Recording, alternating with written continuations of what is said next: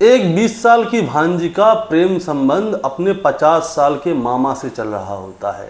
दोस्तों, आज की कहानी अगर आप सुनेंगे तो आपको यकीन नहीं होगा। दरअसल आज की कहानी में एक 20 साल की लड़की होती है जिसका प्रेम संबंध अपने 50 साल के मामा से होता है, जो कि अधेड़ उम्र का होता है। वो लड़की रक्षाबंधन वाले दिन अपने मामा के घर पे जाती है। उसका मामा उसे संबंध बनाने के लिए एक सुनसान जगह पे ले जाता है, लेकिन अचानक से वहाँ पे कुछ ऐसा होता है कि उस लड़की की हो जाती है हत्या। अब मामा अपने आप को बचाने के लिए उस लड़की को कहीं पे उसकी लाश को छुपा देता है। दोस्तों, आज की कहानी कुछ ऐसी ही है। दरअसल आज की कहानी अगर आप सुनेंगे तो आप सोचेंगे कि मैंने अपने मन से ये कहानी बनाई है। दरअसल ऐसा नहीं है। आज की कहानी कुछ अलग होने वाली है, इसलिए मैं आपसे बस ये कहना चाहता हूँ कि अगर आप चैनल पर नए हैं तो चैनल को सब्सक्राइब कर दीजिएगा, ताकि रोज़ाना शाम को मैं आपके लिए एक सच्ची घटना की कहानी लेकर आ सकूँ। नमस्कार दोस्तों, मैं गौरव शर्मा और आप देख रहे हैं गौरव शर्मा सफ़र। दोस्तों, आज की जो सच्ची घटना मैं आपको सुनाने जा रहा हूँ, ये सच्ची घटना है उत्तर प्रदेश के हरदोई ज़िले की, जहाँ का एक थाना लगता है जिसका नाम है होटा गोकुल। उसी गोकुल थाने में 22 अगस्त को एक शख्स आता है जिनका नाम राम सागर था। वो थाने में तहरीर देते हैं और कहते हैं कि साहब, मेरी एक बेटी है जिसकी उम्र है 22 साल, जिसका नाम है मानसी। अब मानसी रक्षाबंधन वाले दिन यानी कि 19 अगस्त के दिन अपने मामा, जिसका नाम मणिकांत द्विवेदी है, उनके घर पे गई थी। लेकिन जब वो 19 तारीख हो गई, लेकिन उसके बाद में वो घर पे वापस नहीं आई। दरअसल होता क्या है, 19 अगस्त वाले दिन मानसी ने मेरे से कहा था कि मुझे मामा के घर पे जाना है, उनके बच्चों के राखी बांधनी है। तो दोपहर के समय पे मैं अपनी बेटी को मणिकांत द्विवेदी के यहाँ पे, जो कि शुगर कॉलोनी में रहता है, उसके यहाँ पे छोड़ के आ जाता हूँ। दरअसल मेरे को शाम को जाना था लखनऊ। अब मैं उसको छोड़कर लखनऊ चला गया। अब मेरे पास शाम को मणिकांत द्विवेदी का फ़ोन आता है। वो कहता है कि तुम्हारी बेटी मानसी यहाँ से दोपहर के बाद में चली गई है, लेकिन उसके बाद में वो तुम्हारे घर पे नहीं पहुँची। मैंने उसको कईयों बार फ़ोन लगाने की कोशिश की, लेकिन उसका मोबाइल स्विच ऑफ आ रहा है। मुझे तो ऐसा लगता है कि कहीं ऐसा तो नहीं वो घर से फ़रार हो गई हो, घर से भाग गई हो। साहब, जब मणिकांत हमसे ये वाली बात कह रहा था तो मेरे को उस पर उसी वक्त शक हो रहा था। दरअसल जब मणिकांत मेरे से ये वाली बात बोल रहा था कि तुम्हारी बेटी भाग गई है, फरार हो गई है, तो वो बिल्कुल नॉर्मली तरीके से बोल रहा था। मुझे 1% भी ऐसा नहीं लग रहा था कि इसे किसी चीज़ का दुख है या दर्द है। जैसे ही मुझे ये वाली बात पता चली कि मेरी बेटी घर पे नहीं आई, मैं तुरंत ही लखनऊ से ट्रेन करके रात को ही घर पे आ गया और अपने परिवार वाले लोगों के साथ उसको आसपास के सारे एरिया में ढूंढा। जो जो उसकी दोस्त हैं, सहेलियां हैं, उन सबसे मैंने बात की, रिश्तेदारों से बात की, लेकिन कहीं पे भी उसका पता नहीं चलता। अब 19 तारीख से 20 तारीख आ जाती है। जो हमारे दूर के रिश्तेदार थे उनमें भी मैंने बात की, कहीं ऐसा तो नहीं बेटी तुम्हारे घर पे आई हो, आपके बच्चों से पूछ लो, लेकिन किसी को भी मेरी बेटी मानसी के बारे में कोई खबर नहीं थी। हम साथ साथ मणिकांत से भी पूछ रहे थे कि कितने बजे हमारी बेटी यहाँ से गई है, कहाँ गई है, तुमसे कुछ बोली थी, क्या नहीं बोली, लेकिन मणिकांत ने हमारा कैसे भी कोई साथ नहीं दिया। मेरी बेटी 19 तारीख की घर से गई हुई है, अपने मामा के घर पे गई थी ये कहकर कि मामा के बच्चों के राखी बांधनी है। आज 22 तारीख हो गई है और मैं उसे ढूंढ ढूंढ के परेशान हो गया हूँ। अब मेरी बेटी कहीं भी नहीं मिली तो मैं सबसे आखिर में आपके पास आया हूँ। दरअसल मुझे अपनी इज्जत का डर था, इसलिए मैंने किसी से ये वाली बात बताई नहीं कि मेरी बेटी गायब है, नहीं तो सभी लोग ये कहते कि इनकी बेटी भाग गई। अब आप ही से मेरा आसरा है, आप ही से मेरा सहारा है कि कृपया कर आप मेरी बेटी को ढूंढ दीजिए।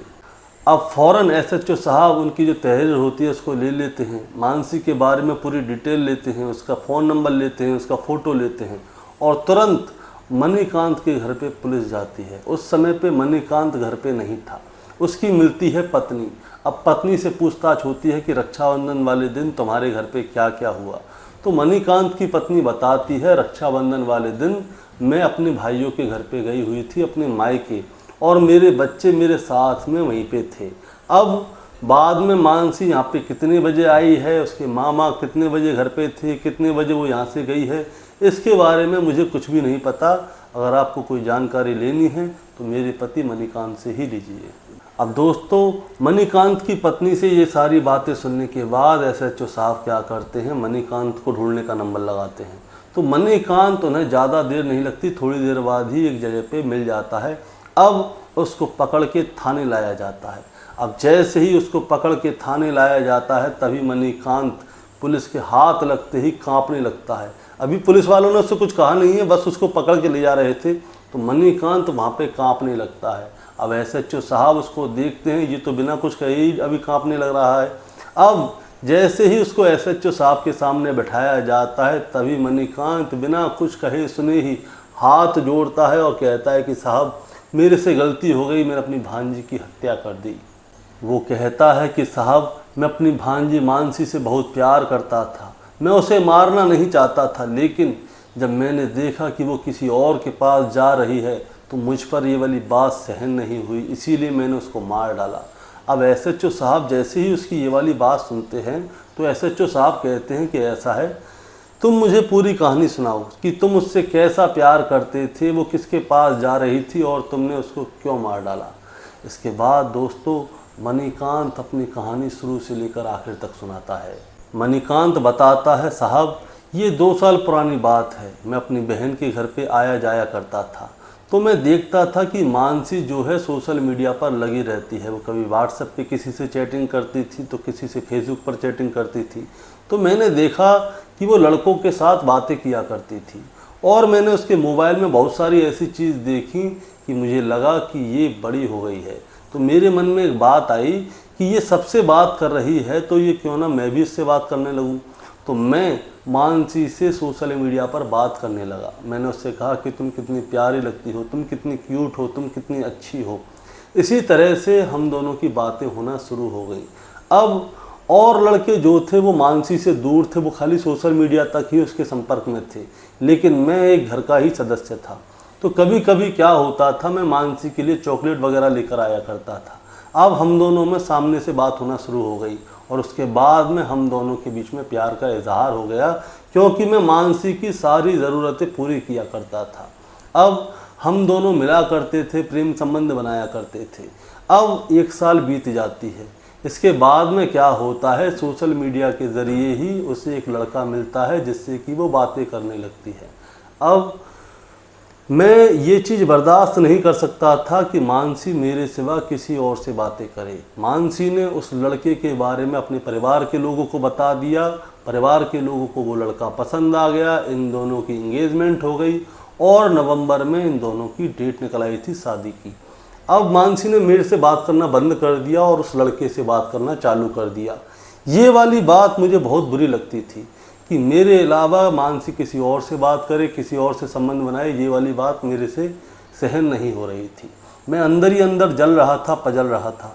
अब क्या होता है, 19 अगस्त का दिन आता है जिस दिन था रक्षाबंधन, और मुझे किसी न किसी तरह से मानसी से मिलना था। तो मैंने मानसी से कहा कि मानसी, एक आखिरी बार तुम मेरे से मिलने आ जाओ, मैं तुमसे बात करना चाहता हूँ, मैं तुम्हें अपने सामने बैठाकर बात करना चाहता हूँ। और आज के दिन ना तुम्हारी मामी घर पे है, ना ही मेरे बच्चे घर पे हैं, वो सब नानी के घर पे गए हुए हैं। तुम किसी भी तरह से अपने घर पे बहाना बनाओ, कह दो कि मामा के बच्चों को राखी बांधनी है और तुम मेरे घर पे आ जाओ। अब मानसी अपने घर पे बहाना बनाती है कि मामा के बच्चों को राखी बांधनी है और ये कहकर वो अपने मामा के घर पे आ जाती है। अब जैसे ही मानसी इसके घर पे आती है तो ये मानसी से कहता है कि मानसी, तुम मेरे साथ प्लॉट पर चलो, मैंने तुम्हारे लिए वहाँ पे एक सरप्राइज़ रखा हुआ है। तो ये क्या करता है, मानसी को अपने साथ गाड़ी पे बैठाता है और अपने प्लॉट पर ले जाता है। इसका प्लॉट जो होता है काशीराम कॉलोनी में होता है, जहाँ पे कि एक कमरा बना हुआ था और उसके अंदर सारी व्यवस्थाएं थी। तो ये पहले मानसी के साथ में संबंध बनाने की कोशिश करता है, लेकिन मानसी इसके साथ में संबंध नहीं बनाती। अब इसे ये वाली बात बहुत ज़्यादा बुरी लग जाती है, तो ये क्या करता है, मानसी का गला पकड़ता है और दाबने लगता है, और जब तक उसका गला घुटता है जब तक कि मानसी की मौत नहीं हो जाती। अब जो उसका प्लॉट था वहाँ पे कंस्ट्रक्शन का काम हो रहा था, तो ये क्या करता है, वहाँ पे फावड़े वगैरह हर चीज़ की व्यवस्था थी, तो जो कमरा था उसके अंदर ही गड्ढा खोदता है और मानसी को वहीं पे दफना देता है। अब जो मानसी का मोबाइल होता है उसे लेकर जाता है बस स्टैंड पे और मोबाइल को स्विच ऑफ करके एक बस के अंदर रख देता है ताकि ये मोबाइल किसी और को मिले, तब तक ये बस कहीं और पहुंच जाएगी। कोई भी मोबाइल ऑन करेगा तभी उसकी लोकेशन अलग अलग जगह की दिखाएगी और इससे पुलिस भ्रमित हो जाएगी। लेकिन इसका सारा प्लान जो होता है फेल हो जाता है, क्योंकि जैसे ही पुलिस इसे पकड़ती है तो ये घबरा जाता है।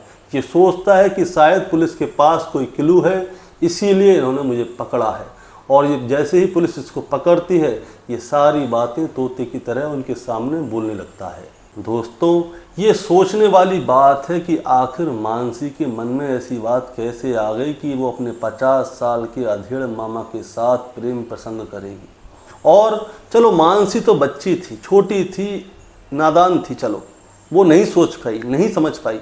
लेकिन मामा, ये मामा को क्या हुआ जो कि अपनी बेटी की उम्र की लड़की से, और बहन की बच्ची तो बेटी ही होती है, उसके साथ में प्रेम प्रसंग करता है, उसके साथ में उसका शारीरिक संबंध बनाता है और उसके बाद में उसकी हत्या कर देता है। दोस्तों, इन लोगों के लिए स्पेशल सज़ा होनी चाहिए जो कि अपने परिवार की लड़की के साथ में प्रेम प्रसंग करते हैं, उनका बलात्कार करते हैं। और मैं हमेशा कहता हूं कि ऐसे लोगों को तो फांसी मिलनी चाहिए ताकि इन लोगों को देख के आगे और लोगों को एक सीख मिले कि किसी भी लड़की के साथ, चाहे वो परिवार की है चाहे वो बाहर की है, ऐसा गलत कृत्य ना करें। तो दोस्तों, आपका क्या कहना है इस कहानी के बारे में, आप ज़रा हमें कमेंट में बताइएगा। और इस कहानी को सुनाने का मतलब आपको परेशान करना या विचलित करना नहीं है, बस आपको सावधान करना है। नमस्कार।